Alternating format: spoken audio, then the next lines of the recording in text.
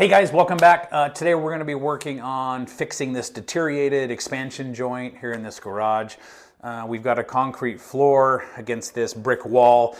Probably over the last 15 years or so, this thing's deteriorated to where you can actually see dirt and so forth down in here in the corners. So we'll show you how to get all this knocked out, cleaned up, and then resealed, and you should be all set and looking like new. All right, so a couple of things that we're gonna need today. It's really not much. To clean up the old sealant, I'm just gonna use a flat nose screwdriver and a hammer, and we're gonna chip away against the wall there, get it cleaned up.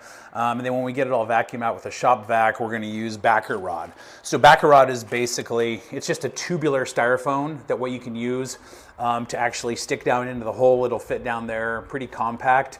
So we'll get that down in there just below the surface. That way we can put the sealant right on top. So we're just using this is just a Quikrete sealant from Lowe's. It's a self-leveler, perfect to use on a horizontal. If you're working on something steeper, they do make another one that you can use that'll actually go on a steeper driveway because it's a non-sag.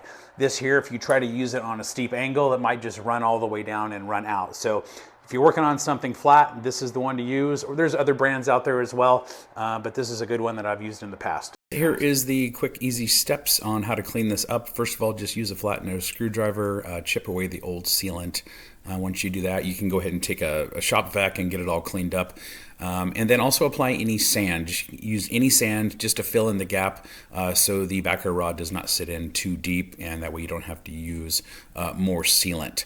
So, and just a reminder, as you are putting in this backer rod here, just make sure that it sits down about 3/8 of an inch below the surface, and there's no gaps, nothing, no bubbles sticking up in the top that the sealant will not cover. And other than that, you're ready to go and start applying the sealant, and just apply it evenly throughout, and it will level out really nice at the end, and you'll be all set.